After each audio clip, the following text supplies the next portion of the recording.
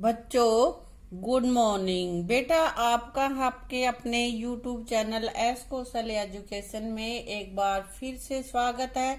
और आज हम कर रहे हैं हमारी 5वीं क्लास की गणित के तीसरे चैप्टर को, और जिसका नाम है कितने वर्ग, यानी कि हमें देखना है कि किसमें कितने वर्ग हैं। तो बेटा इसमें देखो ये पूछ रहे हैं मुझ में कितने वर्ग। ये देखो यहाँ पे दो वर्ग बना रखे हैं, उनसे एक आकृति बनाई है आयत।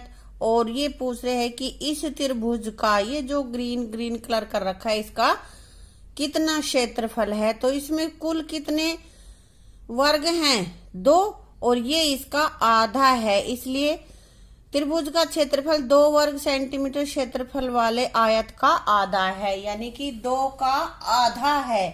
तो कितना हो जाएगा? 1 वर्ग सेंटीमीटर। और अब आगे ये आकृति दे रखी है, तो कहते हैं कि इसमें जो ये छायादार भाग है उसका कितना क्षेत्रफल होगा। अब हम देखते हैं कि ये जो आयत बनी हुई है यहां से लेकर यहां तक, इसमें कितने वर्ग हैं। 1 2 3 4 5 6 7 8 8 है ना। तो पूरी आयत का क्षेत्रफल तो है 8, और इसका कितना भाग ये छायादार है, नीले रंग का कर रखा है, आधा कर रखा है ना। तो 8 का आधा क्या हो जाएगा? 4 वर्ग सेंटीमीटर, या इनके वर्ग गिन सकते हो तुम। 1 2 ये तो पूरे हैं, और तीसरा जो थोड़ा सा कम है तो ये इधर भी जा रहा है और इधर भी जा रहा है ना। तो ये आधे आधे हैं, इसलिए इसका क्षेत्रफल 4 वर्ग सेंटीमीटर है। अब आगे आकृतियां दी हुई हैं, इनमें कह रहा है कि इनका क्षेत्रफल वर्ग सेंटीमीटर में लिखो। तो ये इनके ना बेटा जितने भी वर्ग हैं उनको काउंट कर लो, और फिर जितने भी आए उनकी संख्या उतना ही वर्ग सेंटीमीटर इसका क्षेत्रफल है। जैसे 1 2 3, तीसरे में ये यहां से आधा है ना 3, फिर यहां तक का 4, यहां तक का 5, और ये 6, यहाँ पे ये आधा था, ये इधर आधा है, तो इधर क्या हो गया? 6। तो इसका क्षेत्रफल कितना हो गया? 6 वर्ग सेंटीमीटर।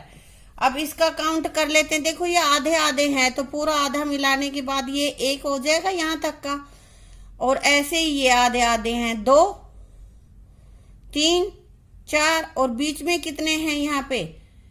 ये इसको करेगा हिस्सा, कितने हो जाएंगे? कितने होंगे? 1 2 3 4, और अंदर कितने हैं? ये 4 और 4 8, और ये आधा आधा कोना यहां से लगा देंगे हम। सारों का आधा आधा कोना है, देखो यहां तक ऐसे है ना। ये 1/4 जिसको हिस्सा बोलते हैं, 1/4। तो इनको 4 बार जब हम मिलाएंगे तो कितने हो जाएंगे? कितने होंगे? 1 बन जाएगा ना। तो 8 और 1 9, इसका हो गया 9 वर्ग सेंटीमीटर। अब इसका क्या होगा? 1 2, अब यहाँ पे ये थोड़ा ज्यादा है इतना, ये यहाँ पे कम है 3 और 4, तो इसका हो गया हमारा सी का 4 वर्ग सेंटीमीटर। और इसका देखो 1 2 3 4 5 5, तो ये हो गया, और इधर ये वाला आधा और ये आधा, तो इसका कितना हो गया? 6। हमने सारे इनको बेटा काउंट कर लेना है, गिन लेना है कि कितने पूरे पूरे वर्ग बनते हैं। ऐसे ही इसका भी तुम कर लोगे, करोगे ना।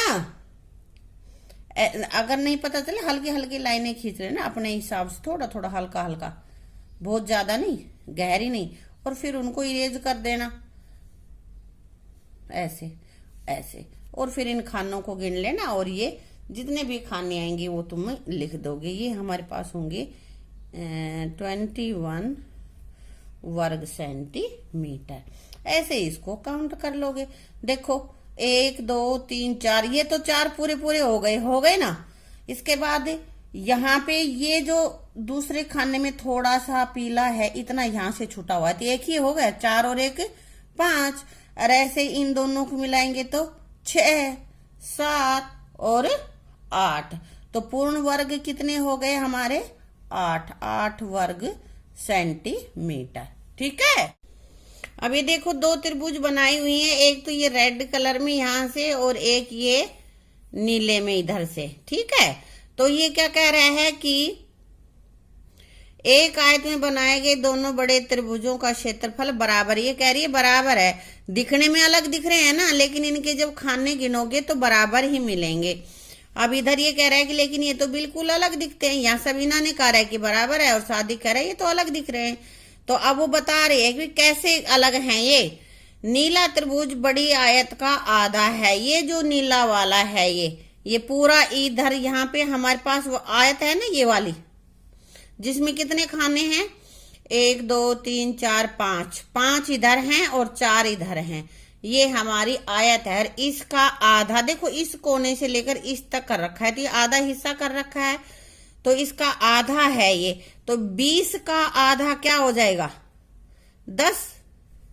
भाई पूरे हमारे 20 खाने हैं और इसका आधा हिस्सा तो कितना हो जाएगा, 20 का आधा। 20 को 2 से भाग कर दो, 2 से जब 20 को भाग करेंगे तो कितना आएगा, 10, यानी कि 10 वर्ग सेंटीमीटर। और लेकिन लाल त्रिभुज का भी कह रही लाल का, तो लाल का भी फिर ऐसे ही निकालेंगे हम, यहां से इनके खानों को गिन लोगे और फिर याद जाएगा। देखो 1 2 3 4 5 6 7। अब यहाँ पे ये देखो ये थोड़ा सा छोटा है, इतना ये इधर से यहाँ पे हो गया। कितने हो गए हमारे पास, आसानी के लिए ना तुम लिख लो, 1 2 3 4 5।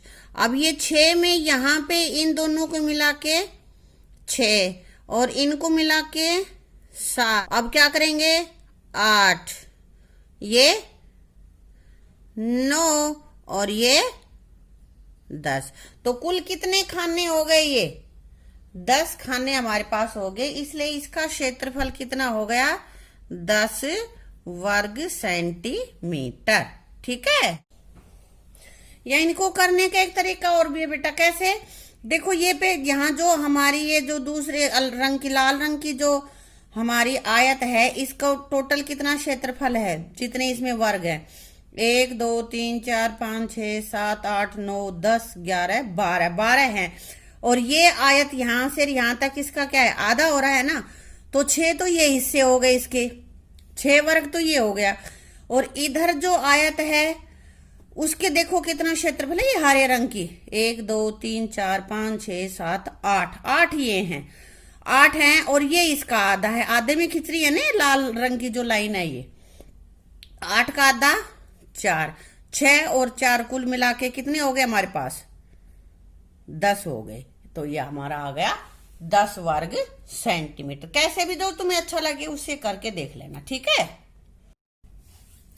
अब ये कह रहे हैं कि हाँ तुम ठीक कह रहे हो और तुम्हें पता है, तुम ऐसे अनेक त्रिभुज जिनका क्षेत्रफल 10 वर्ग सेंटीमीटर हो इस आयत में बना सकते हो। जो पीछे जो आयत दी गई है, यानी कि जिस आयत में ये 20 खाने जिसमें बने हुए हो, उसमें ऐसे त्रिभुज तुम ये कह रहे हैं कि कितने ही बना सकते हो जिनका क्षेत्रफल 5 हो, तो 10 हो। अब कह रहा है कि ऐसे कम से कम 5 त्रिभुज तो जरूर बनाओ। तो तुम अपनी नोटबुक में बेटा ऐसी एक आयत बना लेना जिसमें कि 20 खाने हो, एक भुजा एक साइड तुम्हारे बराबर मापना, मैं तो ऐसे ही खींच रही हूँ लाइनें, तुम एक तरफ 5 हो और 1 2 3 4 5 और एक तरफ 4 हो। ये मैंने ऐसे ही खींचे, मापे नहीं है मैंने, तो आप माप के और फिर सीधी लाइन खींचना और इसमें त्रिभुज बनाना जिसके कि कम से कम 5 त्रिभुज बनाना और जिसकी जो क्षेत्रफल है वो 10 वर्ग सेंटीमीटर। ये तुम्हारा होमवर्क है,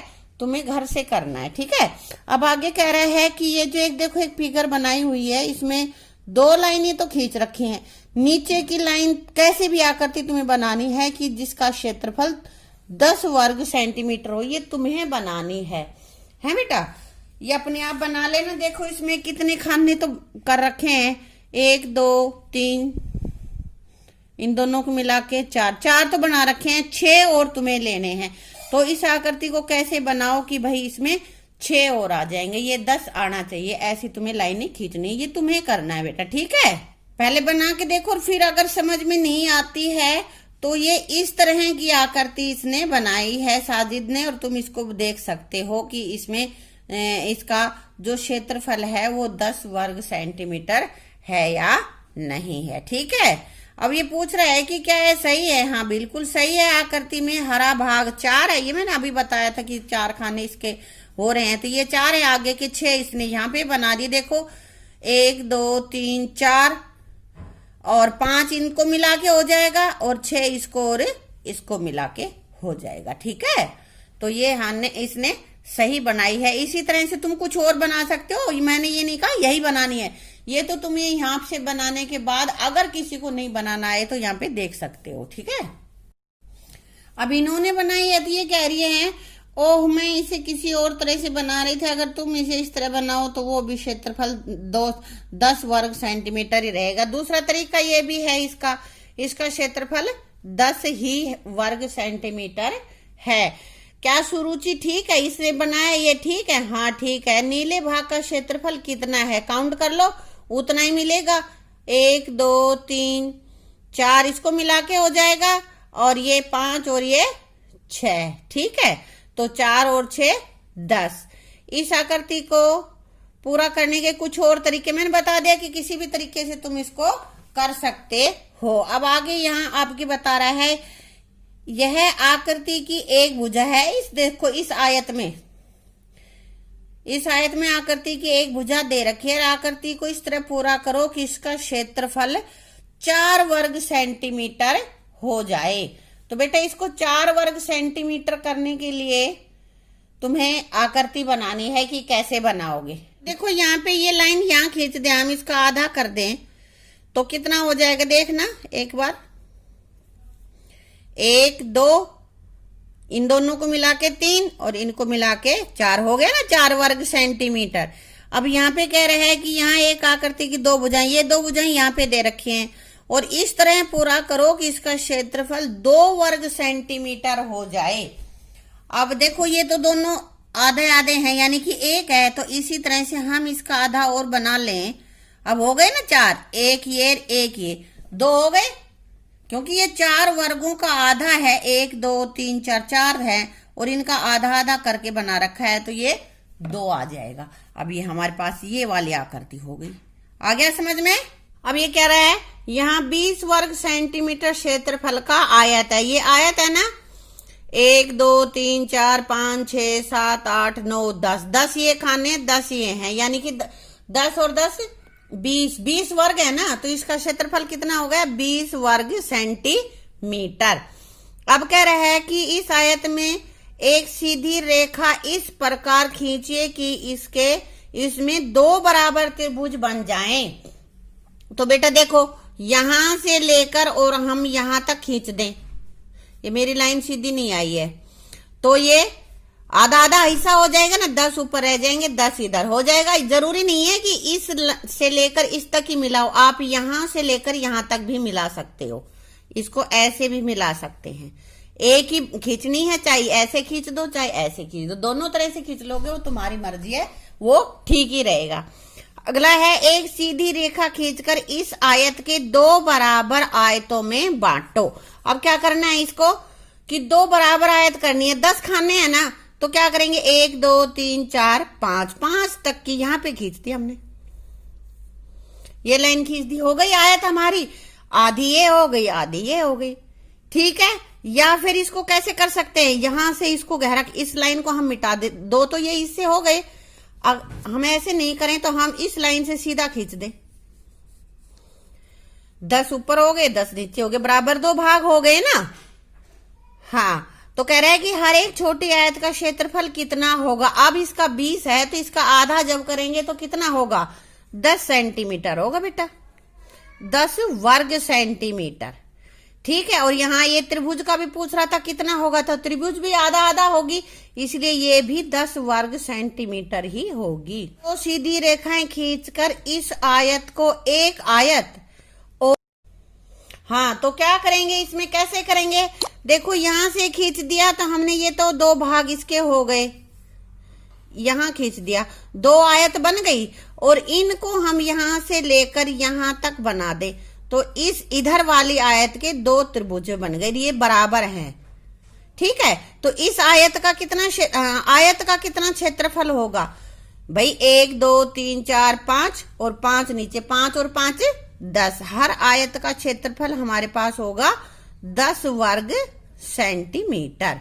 और हर एक त्रिभुज का क्षेत्रफल, ये यहाँ पे 10 है और 10 का आधा कितना होगा? 5।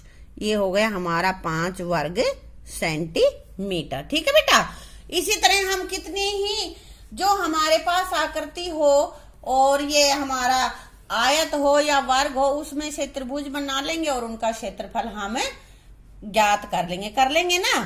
हाँ, और अगर आपको समझ में नहीं आया है तो वीडियो को दोबारा से देख लो और फिर आपको अच्छे से समझ में आ जाएगी। इसका बचा हुआ जो पोर्शन है उसको हम करेंगे अपनी अगली वीडियो में। ठीक है, थैंक यू।